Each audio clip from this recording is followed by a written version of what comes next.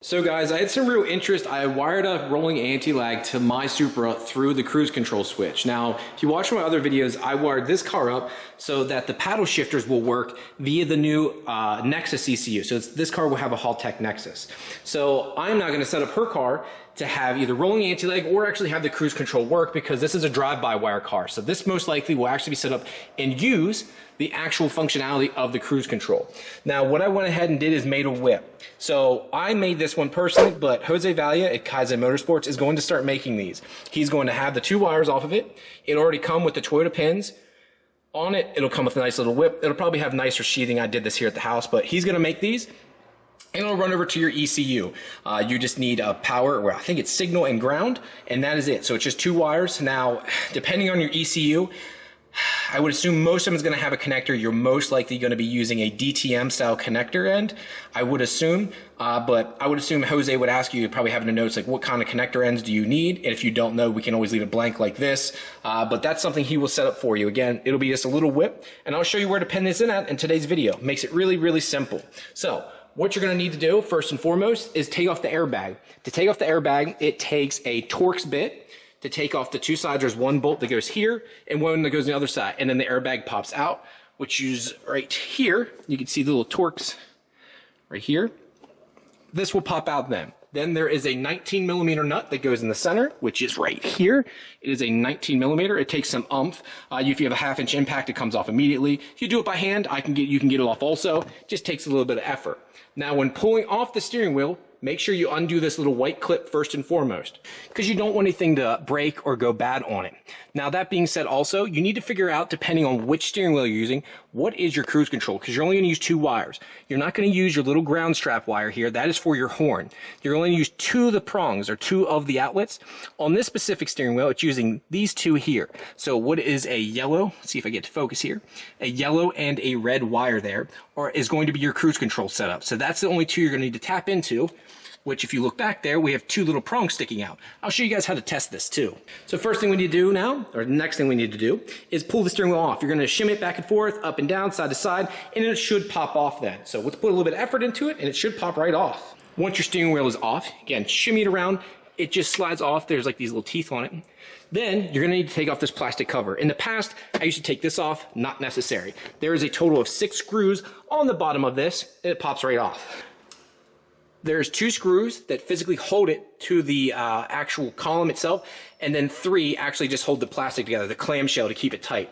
So I always try to remove the plastic ones, which are actually the bigger screws, and then these 2 small ones, which are side to side here, I remove last. And then this literally, just take your time. You don't want to break this. Just pop it apart from each other, and it slides right out. Once you do that, then we have access to the wiring. Now that the plastic is off, okay, I'm going to show you which you need to remove. There's a total of 5.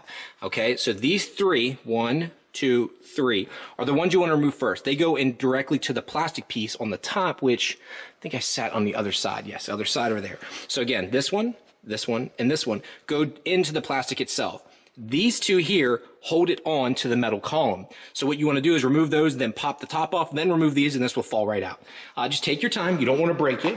Once you do that, you have access to the column. Once you have access to the column, you have 4 more screws you need to remove to get the clock spring out. You have a screw here, a screw here, a screw here, and a screw here.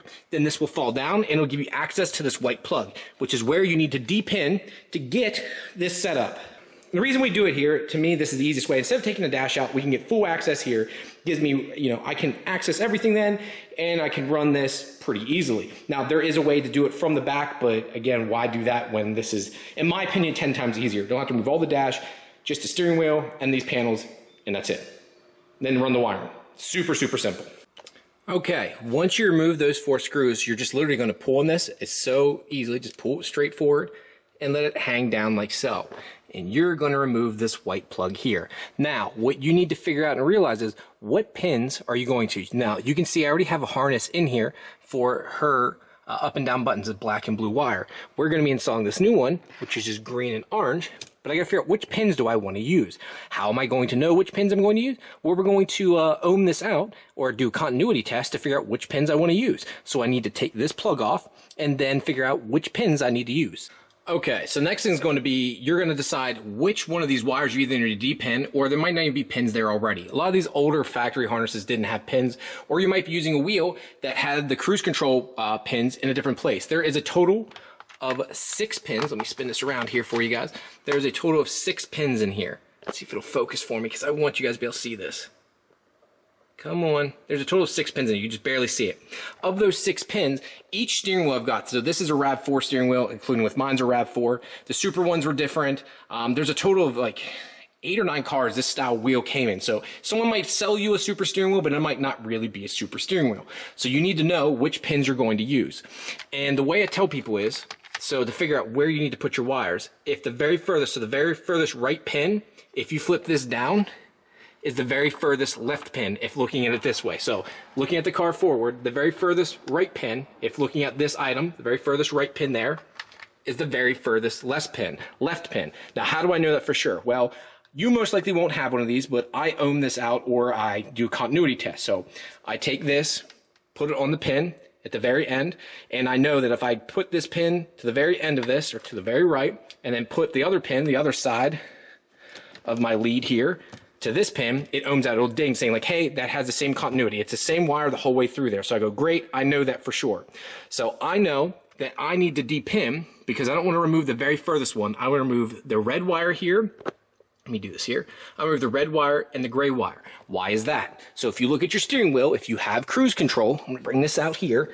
Don't really want to sit this on the ground, but just going to be careful real quick. So if we look at her steering wheel here, I know, forget the colors, I know that I need to hook up to this yellow and red wire. That's what I can see is going into my cruise control.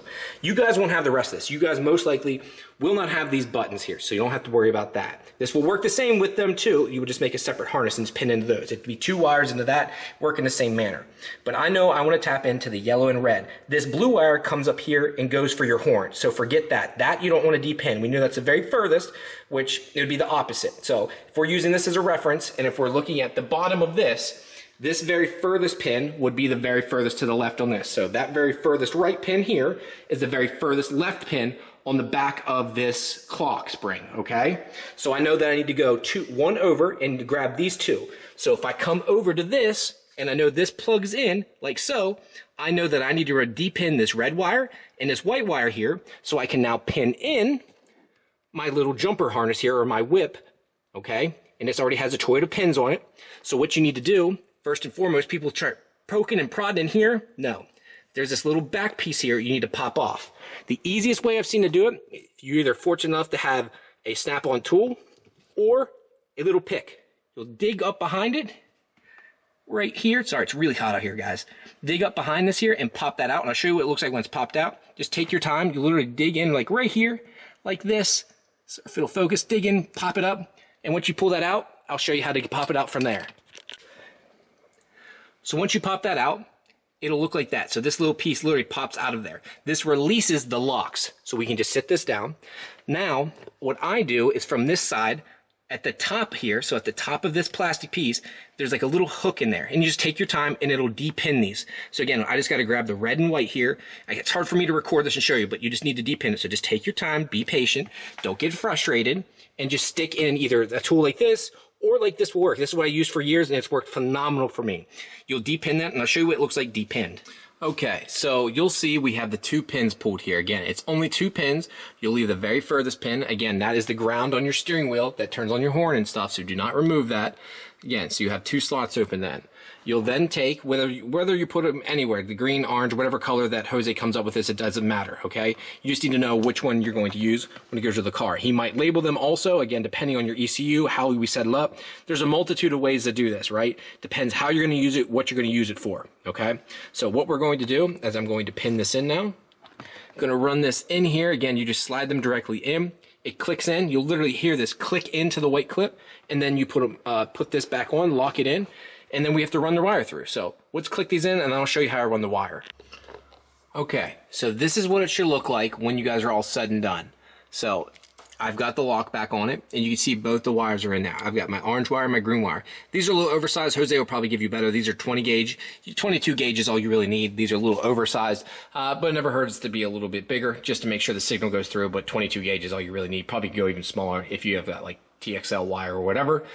From there, what I'm going to do now is plug it in the back of my clock spring again here, and then I'm going to test it just because you guys don't need to do this. Again, if you follow my instructions and you see, you know, it's the opposite of whatever you see in the steering wheel. Okay, so whatever side the plug is on, wherever side the wires are going to, it's the opposite of that. So if it's the very furthest wire, it's the opposite on this clock spring. So whatever it is, it's the complete opposite, okay? And that's how you'll know for sure. Very, very simple in that aspect. So I'm gonna plug this in and I will show you that this does ohm out. I'll show you how that works. All right, so I've got everything put back together now. You got your 4 screws in for your clock spring here. Got my wiring, the white clip plug back in now. My wiring, I went ahead and put a zip tie on this, see if it'll focus for me here. Put a zip tie around it just to keep it there. You can see it's a little bit loose because obviously this goes up and down. I want a little bit of movement there. Now the next thing I did is we've got our green and orange wire here. What I did is went ahead and stripped the end of the wire there because I need to check continuity. I need to make sure that through this clock spring, all right, the whole way through this, all that wiring coming down through here, I know is the right wiring. I need to double check that. So using my little tool here, okay, if you guys can see it here, I'm going to change this over, get it up here, make sure it focuses. All right, you want to make sure you set it here. I got it all set up. I'm going to hit it one more time for manual mode.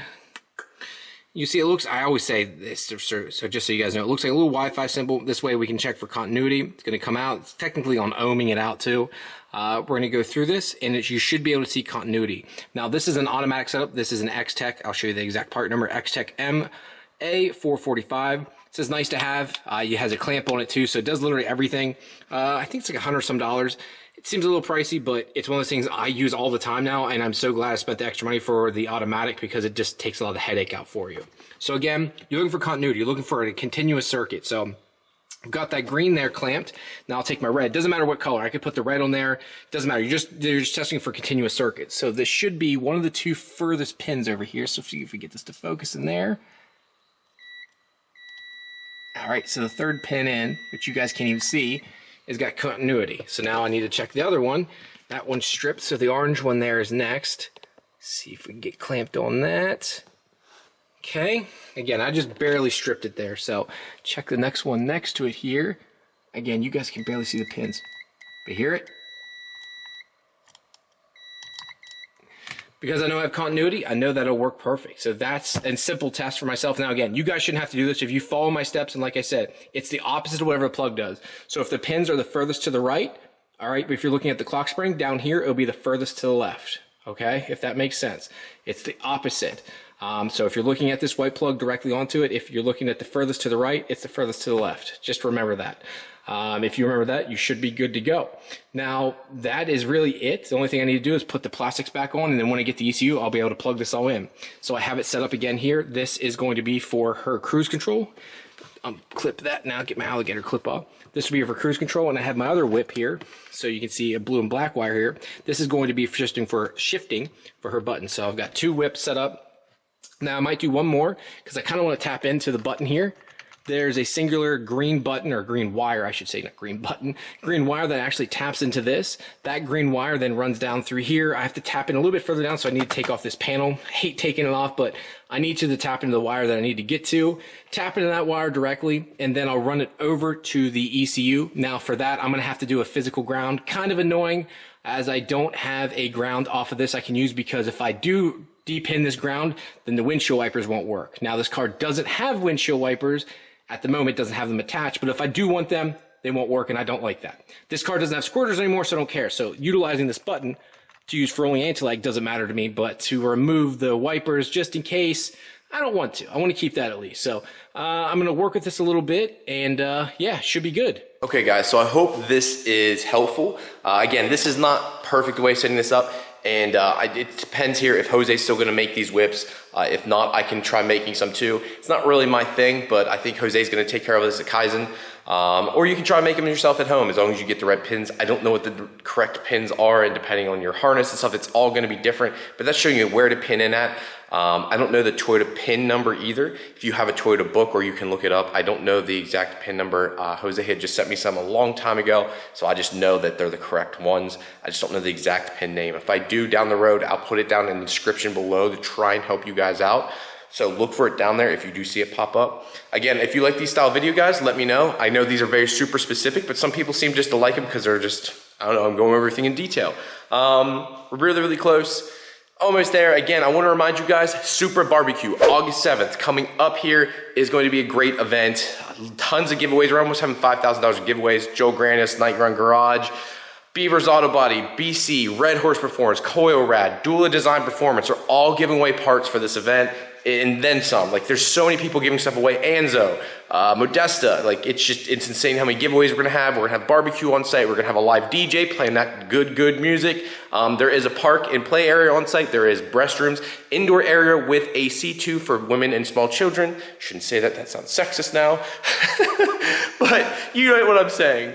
Oh my God. So yeah, I'm excited for this event. So yeah, guys, hope you show up, and I'm excited to see you all. I'll talk to you later. Peace.